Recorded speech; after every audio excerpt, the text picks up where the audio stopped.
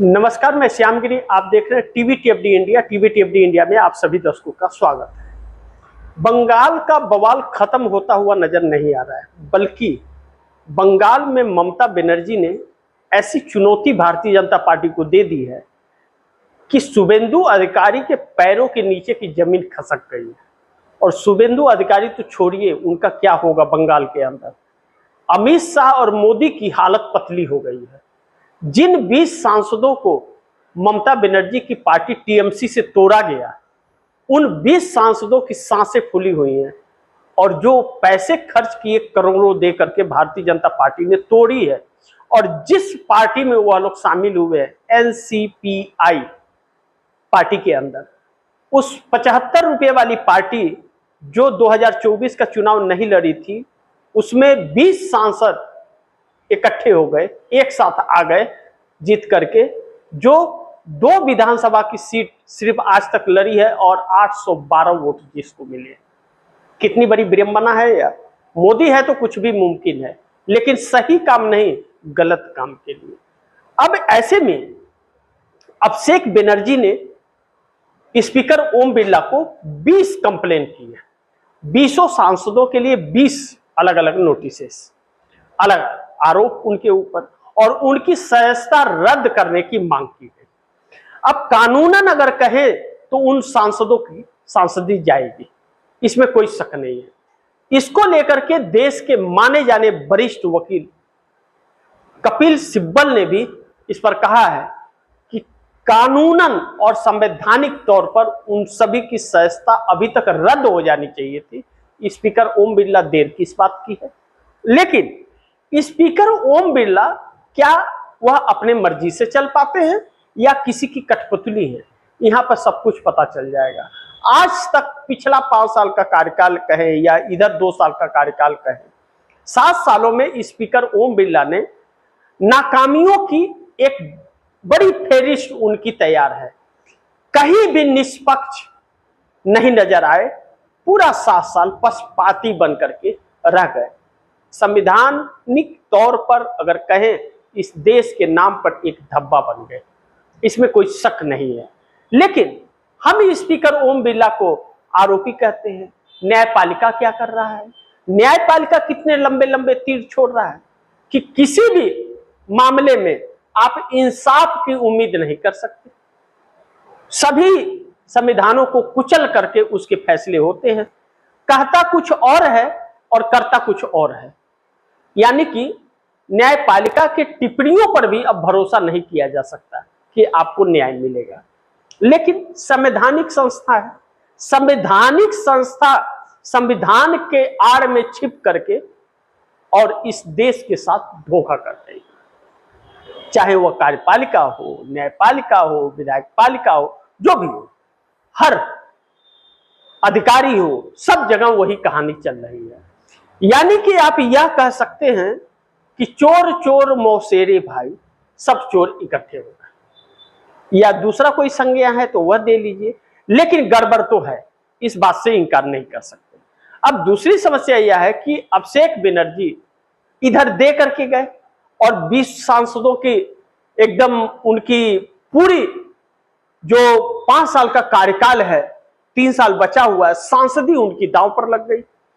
अब जैसे अभिषेक बनर्जी दिल्ली से चार्टर्ड प्लेन से वह पहुंचे बंगाल, वहां पर भारतीय जनता पार्टी वाले सारे अंडे लेकर के तैयार थे। यह बात टीएमसी के कार्यकर्ताओं को पता चल गई और टीएमसी के कार्यकर्ता भी वहां पहुंच गए। दोनों में खूब झड़प हुई, मारा पीटी, हेलमेट से, डंडे से, क्या क्या खूब हुआ खींचतान। टीएमसी वाले बीजेपी वालों पर भारी पड़ गए, मचा अफरा तफरी का माहौल, गोदी मीडिया के भी होश उड़ने लगे। लेकिन ममता बनर्जी ने सबक सिखा दिया है कि भैया ज्यादा उत्पात करोगे तो टीएमसी के कार्यकर्ता ने जो खड़ा होने का साहस दिखा दिया है कि अगर ज्यादा उत्पात मचाओगे तो हम तुम्हारे ऊपर भारी पड़ेंगे, तुम ज्यादा अपनी हैसियत मत भूलो। और पिटाई सिटाई सब हुई है, दोनों तरफ से हुई है, एक तरफ से नहीं।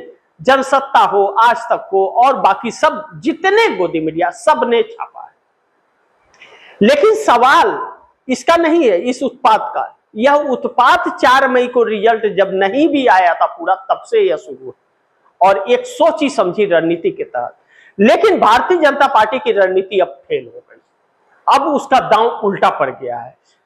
पहली चीज कि 20 के 20 सांसदों की सदस्यता रद्द स्पीकर ओम बिरला को करना पड़ेगा, अन्यथा समस्याएं खड़ी होगी, हुड़दंग मचाएंगे टीएमसी वाले। दूसरा कि कोई संवैधानिक ऐसा कारण नहीं है जिससे उन 20 लोगों को एनसीपीआई पार्टी के अंदर मान्यता दी जा सके, क्योंकि उस पार्टी का कोई प्रतिनिधि लोकसभा में नहीं है और वह पार्टी 2024 का चुनाव भी नहीं लड़ी है। ऐसे में स्पीकर ओम बिरला के लिए चुनौती है, लेकिन उससे ज्यादा चुनौती अभिषेक बनर्जी के लिए बंगाल के अंदर है। अब बंगाल के अंदर जो प्रताड़ित कर रहे थे टीएमसी के कार्यकर्ताओं को या मुस्लिम वर्ग को या बुलडोजर का या बाकी चीजों पर जो उनकी तानाशाहियां चल रही थी, अब टीएमसी वालों ने जवाब देना सीख लिया है। और जब बंगाल के अंदर टीएमसी की तरफ से जवाब देना शुरू हो गया है तो इनकी हैसियत इनको पता चल गई कि वोट चोरी वाली सरकार की हैसियत कितनी है। यानी कि कांग्रेस की मदद और राय से टीएमसी आक्रामक हो गई है और डर नाम का जो शब्द था वह कार्यकर्ताओं से खत्म हो गया कि अब हम तुम्हें मुंहतोड़ जवाब देंगे। अंडा फेंकोगे, हम सरे टमाटर तुम्हारे ऊपर फेंकेंगे, तू हेलमेट से मारोगे, मैं डंडे से मारूंगा। यही चल रहा है एयरपोर्ट के पर, यही चीज हुआ एयरपोर्ट पे हुआ। सोचिए एयरपोर्ट पे यह हुआ कि हेलमेट से मारा जा रहा है, डंडे से मारा जा रहा है, हाथों से गुस्से से मारा जा रहा है, यह सर का काम चल रहा है। तो भारतीय जनता पार्टी की असलियत सामने आ गई और शुभेंदु अधिकारी कितने डरपोक है या भाजपा कितने डरपोक है, वोट चोरी की सरकार कितनी डरपोक है, यह पता चल गया। और ममता बनर्जी ने कमर कस लिया है मुंह तोड़ जवाब देने का और इन 20 सांसदों की सदस्यता रद्द कराने का। अब तो मोदी का दांव उल्टा पड़ गया, क्या करें। अब चले थे डिलिमिटेशन बिल पास करने के लिए, क्या हुआ, 20 सांसदों की सदस्यता संकट में आ गई। अब ऐसे में सड़क पर भी ममता बनर्जी उतरने का जबरदस्त प्लान तैयार हो रहा है। अब ऐसे में चंद्रबाबू नायडू जो डिलिमिटेशन बिल को लेकर के उन्होंने एक प्रेस वार्ता में एक मीडिया को दिए इंटरव्यू में कहा और वह अखबारों में छपा कि डिलिमिटेशन बिल एनडीए सरकार मानसून सत्र में लाएगी। यह सारा खेल उसी लिए खेला जा रहा था क्योंकि राहुल गांधी जो चुनौती दे रहे हैं मोदी सरकार को, मोदी सरकार फिर दोबारा सत्ता में अब आएगी, इसकी उम्मीद दूर दूर तक नजर नहीं आ रही है। क्योंकि छात्रों के साथ जिस तरह से ठगी कर रही है यह सरकार, इस सरकार को मुंहतोड़ जवाब यह देश अब आने वाले वक्त में देने वाला है, यह मोदी सरकार भी जानती है। अब ऐसे में मोदी सरकार की सत्ता अगर चली गई तो समस्या खड़ी हो जाएगी। तो चंद्रबाबू नायडू ने डिलिमिटेशन का बयान में कहा और कहा कि 50% के साथ आएगा, लेकिन वह डिलिमिटेशन बिल साउथ के लिए बहुत घातक है, बंगाल के लिए भी घातक है, पंजाब और गोवा के लिए भी घातक है। भारतीय जनता पार्टी का जहां वजूद है वहीं पे यह फायदा पहुंचेगा, जैसे गुजरात, महाराष्ट्र, मध्य प्रदेश, उत्तर प्रदेश, बिहार और बंगाल, इसमें फायदा इसे पहुंचेगा।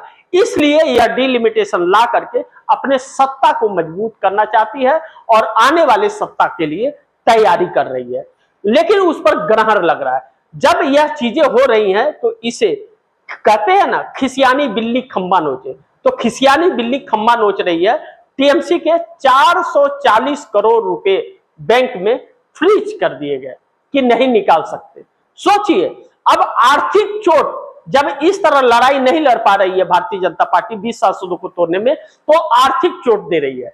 या अब भारतीय जनता पार्टी जो कर रही है वह सहयोगी दल नीतीश और नायडू को भी इसे समझ लेना चाहिए कि अगर ऐसे ही समझ चलता रहा तो अगला नंबर नीतीश नायडू का भी होगा।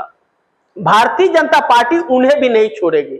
नीतीश नायडू को समझ आ रहा है या नहीं आ रहा है यह वक्त बताएगा, लेकिन उनके लोगों को समझ आना शुरू हो गया है। और दूसरी तरफ भारतीय जनता पार्टी जो दूसरे को तोड़ रही है और वही भारतीय जनता पार्टी टूट रही है। 12 विधायक कर्नाटक के अंदर भारतीय जनता पार्टी के कांग्रेस को समर्थन कर दिए। एमएलसी चुनाव के अंदर भारतीय जनता पार्टी का प्रत्याशी हार गया और कांग्रेस का प्रत्याशी भारतीय जनता पार्टी के 12 विधायकों का वोट लेकर के जीत गया। डीके शिव कुमार ने नाले पर दहला मार दिया। अमित शाह की चाणक्य नीति पर सवाल खड़ा हो गया कि ईडी सीबीआई वाले चाणक्य जो है, ईडी सीबीआई निकाल दो तो चाणक्य जीरो हो जाते हैं अमित शाह। यह साबित डीके शिव कुमार ने कर दिया। अब भारतीय जनता पार्टी के 12 विधायक अगर बागी होकर के भाजपा के बजाय कांग्रेस को वोट कर सकते हैं तो सोच लीजिए अंदर कितनी बगावत है। कोई गोदी मीडिया इस बात को दिखाता नहीं है, लेकिन न तो कोई छापता है, लेकिन सच्चाई यह है कि भारतीय जनता पार्टी के अंदर उथल पुथल मचा हुआ है। आरएसएस के अंदर उथल पुथल मचा हुआ है। भारतीय जनता पार्टी के लोगों की रातों की नींद उड़ी हुई है।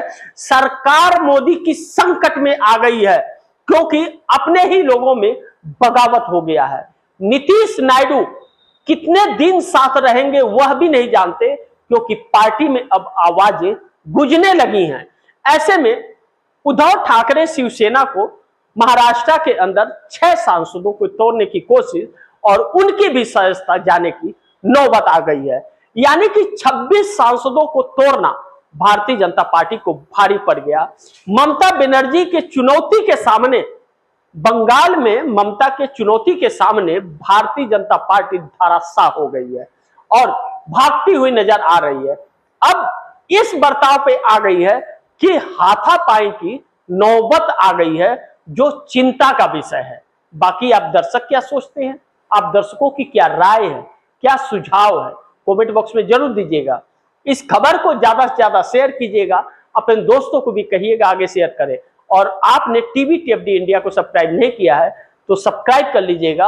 अपने दोस्तों को भी कहिएगा टीवी टीएफडी इंडिया को सब्सक्राइब करें। मिलते हैं अगली खबर के साथ, तब तक के लिए नमस्कार।